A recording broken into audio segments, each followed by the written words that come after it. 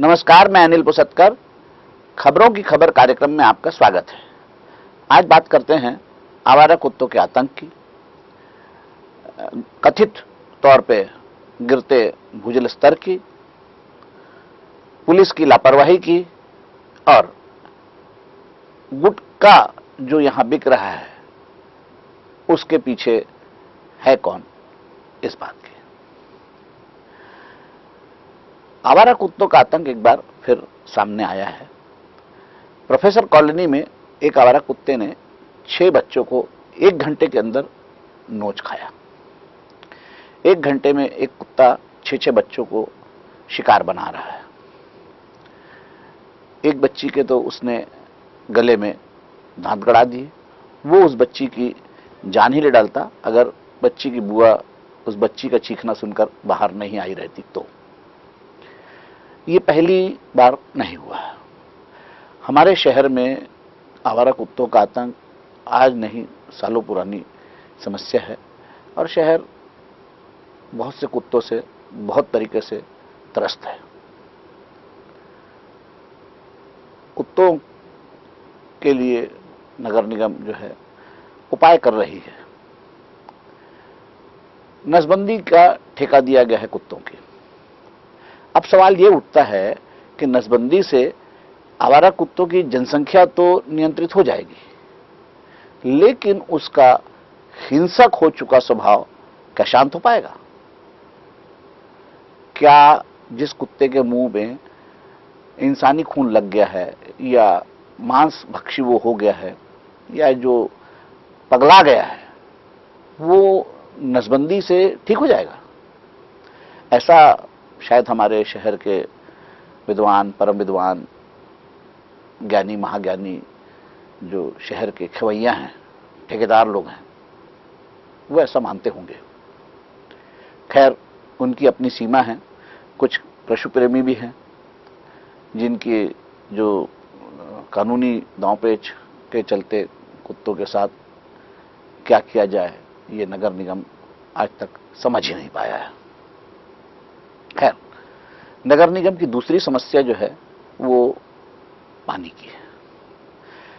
असमान जल वितरण है, ये साफ हो चुका है। जल संकट कुछ एक इलाके में है, ये भी साफ हो चुका है। कुछ इलाकों में गर्मी में भी भरपूर पानी मिलता है, ये साबित हो चुका है। अब सवाल ये उठता है, जो बात होती है रिचार्ज की, रेन वाटर हार्वेस्टिंग की। तो क्या रेन वाटर हार्वेस्टिंग घरों में छोटे छोटे अगर प्लांट लग भी जाए, क्या वो सफल होंगे?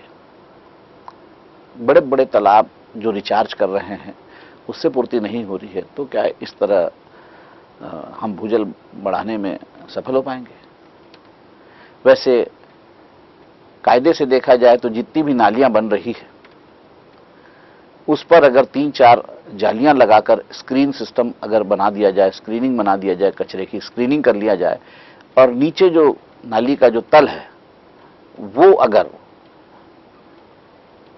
पक्का ना कर, उसका कंक्रीटीकरण ना कर, उस पर भी अगर रिचार्ज जैसी परत बिछा दी जाए तो शायद एक अच्छा प्रयोग हो सकता है और ये देश का पहला प्रयोग होगा। और अगर पूरी नालियां इस तरह से बनाई जाती है तो ये बहुत कारगर भी साबित हो सकता है, बशर्ते इस पर कुछ प्रयोग हो जाए और प्रयोग होने के बाद इसमें जो कमियां हैं वो दूर कर ली जाए।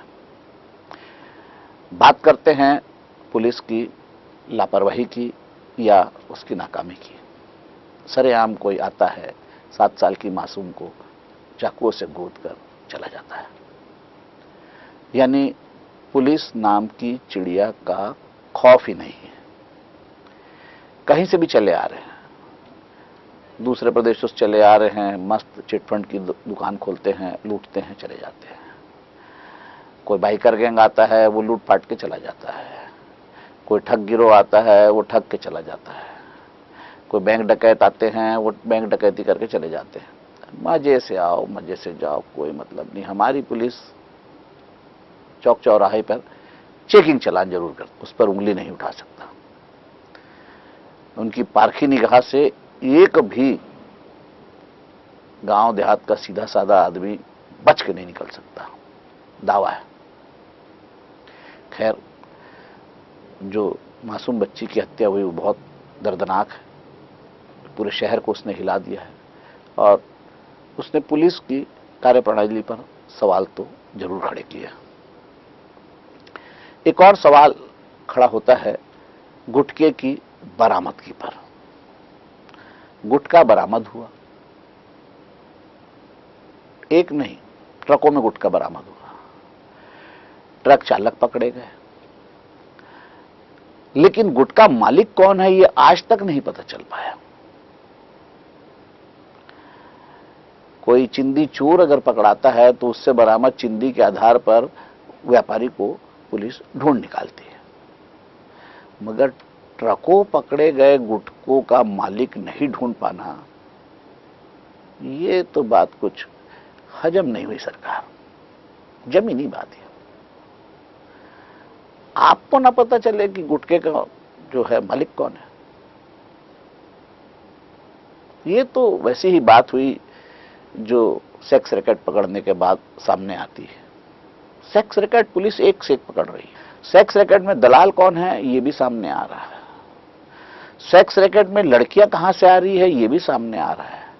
बस अगर सामने नहीं आ रहा है तो वो डायरियां, वो फोन बुक में लिखे हुए ऊंचे रसूखदार लोगों के नाम और उनके जो हाई सोसाइटी के कनेक्शंस।